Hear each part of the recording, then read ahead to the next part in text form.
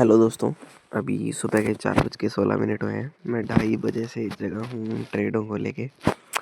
अभी जो मैंने आपको इथेरियम का टारगेट हिट दिखाया था और उसके साथ एक बीटीसी का ऑनगोइंग ट्रेड था, उसको एक्सप्लेन कर रहा हूँ अभी। देखो कैसे लोअर हाइज लोअर लो बनाते आते हैं, सॉरी हाँ, लोअर हाइज और लोअर लो बनाते आ रहा है। देखो यहाँ पे लोअर लो, लोअर हाई, लोअर लो, लोअर हाई, लोअर लो, लोअर हाई, है ना। तो ऊपर से एक ट्रेंड लाइन आ रही थी नीचे की तरफ। पहले मेरा एसएल था यहाँ पे, मैंने ना यहाँ पे रखा था, समझ रहे हो, यहाँ पे। फिर भाई मैंने देखा ट्रेंड लाइन आ रही है तो थोड़ा इधर रख देता हूँ, है। तो वो मैंने गलती से एसएल यहाँ रख दिया, यहाँ पे इस साइड पे। फिर मैंने कहा लिक्विडिटी की जगह अगर ले गया तो स्पाइक मार के, तो यहाँ पे मैंने ऑर्डर ब्लॉक देखा एक।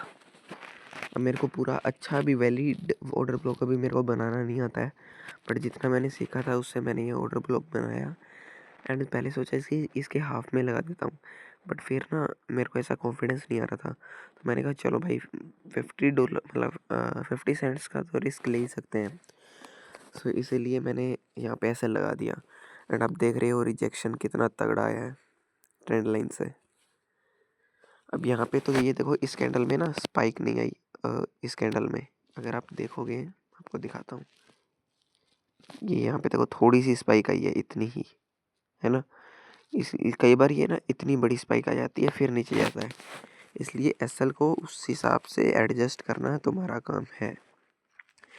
अगर ये कैंडल इसके जैसी अगली कैंडल क्लोज हो गई ना, फिर मैं मेरा एसएल बिल्कुल कॉस्ट पे ला दूंगा, क्योंकि लास्ट स्विंग फिर यही माना जाएगा। अगर ये इसे क्रॉस कर जाता है तो किसे को दिखाता हूँ, इसे, क्योंकि जब ये इसे क्रॉस करेगा ना तो बताता हूँ क्या होगा।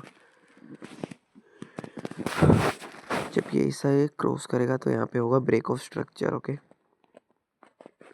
यहाँ पे होगा ब्रेक ऑफ स्ट्रक्चर, और ब्रेक ऑफ स्ट्रक्चर से हमारा क्या कंफर्म होता है, लोअर हाई। ये लोअर हाई है ना, ये कंफर्म हो जाएगा, और फिर इस लोअर हाई पे मैं मेरा एसएल लगा दूंगा। तो भाई ऐसा नहीं है कि मैं इसके बारे में पढ़ाई नहीं करता हूँ या सीखता नहीं हूँ, खुद सीखता हूँ, ट्रेड में वो चीज़ें बता नहीं पाता हूँ। ओके, बट फिर भी मैं कोशिश करूँगा कि मैं पूरा जैसे एसएमसी साथ साथ मैं सीख रहा हूँ ना, टूटा फूटा जैसा भी सीख रहा हूँ वो आपको भी बताऊँ, आपको भी एक मेरे एक्सपीरियंस का पीस मिले, है ना। अभी 88 सेंट्स का चल रहा है ये प्रॉफिट। इसे कहते हैं भाई एसएल एडजस्ट करना। देख लो जैसे मैंने किया ना, ऐसे ही करते हैं ट्रेडर लोग भी। बट दिक्कत ये है, अभी मेरी वो साइकोलॉजी बिल्ड नहीं हुई है कि अगर मेरी यहाँ पे रियल मनी लगी होती तो मैं एसएल को ऐसे इतना ऊपर नीचे कर देता। भाई ये 50 रुपये, 50 रुपये का एसएल है ये, मेरी तो फट जाती। 50 रुपये मुझे तो बहुत लगते हैं। और जिसमें बंदे को देखता हूँ वो एक ट्रेड में $6,000 का रिस्क लेता है, 6 लाख रुपए का। देख रहे हो, ओवरऑल बता रहा हूँ 100 से राउंड ऑफ करके। वैसे भी मोदी जी ले आएंगे इसे, सो पूरी मेहनत कर रहे हैं मोदी जी कैलकुलेशन को इजी करने के लिए। ये कुछ चल रहा भाई। इथेरियम का ट्रेड तो मैंने आपको दिखाई दिया था, बस ये बताना था मैंने कि मैंने एसएल को कैसे एडजस्ट किया। मैं चाहता तो एसएल को इधर भी लगा सकता था, पर मैंने कहा यार क्या ऐसे ही फिर ज़्यादा लॉस लेना, है ना। आएगी तो स्पाइक आएगी, अगर इसके पार आ जाती ना स्पाइक, फिर वो स्टे भी कर जाती यहाँ पे, है ना। फिर मार्केट का कभी पता तो होता नहीं है। तो मैंने ऑर्डर ब्लॉक फाइंड किया एंड उसके 90% एरिया पे मैंने लगा दिया एसएल। अभी 9 मिनट पड़े हैं इस कैंडल को। अगर ये कैंडल क्लोज हो गई ना भाई, यहाँ पे या फिर यहाँ पे, गेम पलट जाएगा भाई। ट्रेंड लाइन को ये रिस्पेक्ट कर रहा है एंड उसी हिसाब से मैंने एसएल को एडजस्ट किया था।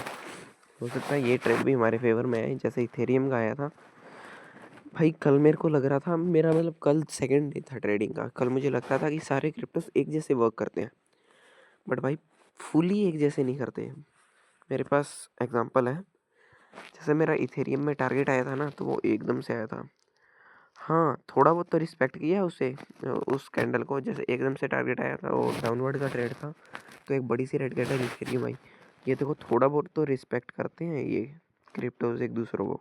इसमें भी एक बड़ी कैंडल आई, बट दूसरी कैंडल में जैसे उड़ा दिया। पर भाई टारगेट लगाना बहुत ज़रूरी होता है, मैं बताता हूँ क्यों। ये देखो, ये जो कैंडल है ना, ये हैमर है जो, इसके अंदर मेरा स्पाइक में टारगेट आ गया था, ठीक है, मैंने सही जगह टारगेट लगाया था।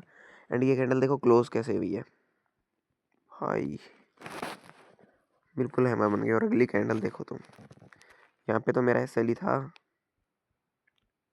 यहाँ पे तो एसएल ही था मेरा, दैट्स वाई।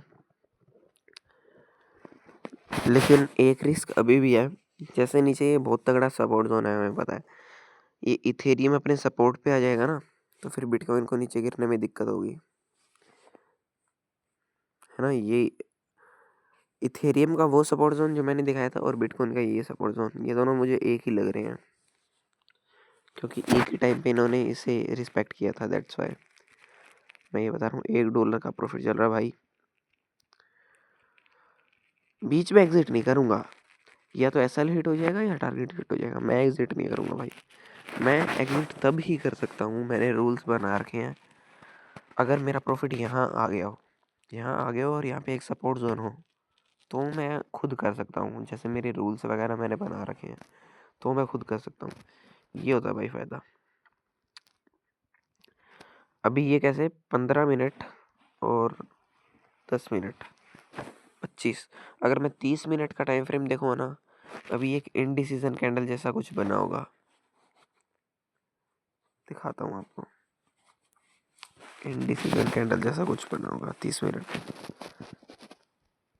देख रहे हो जो मैंने कहा।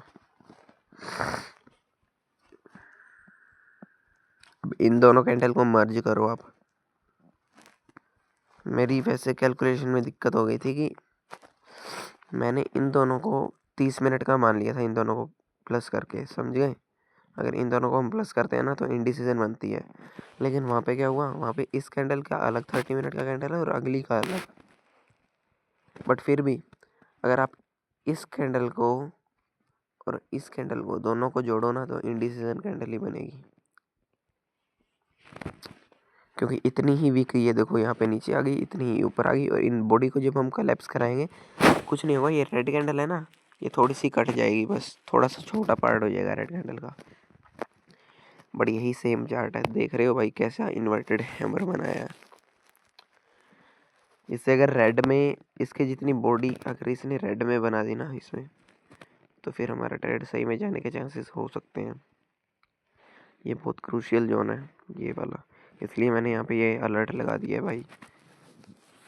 बस इतना ही बताना था, बाकी बढ़िया ट्रेड वगैरह चल रहे हैं। मैं तो भाई 2:30 बजे का उठा हूँ, जाग आ गई थी एंड नोटिफिकेशन आया था यहाँ पे ट्रेडिंग व्यू का अलर्ट का, तो अलर्ट आते ही मैं अलर्ट हो गया, सेटअप बन गया, सेटअप बनते ही ट्रेड कर दिया।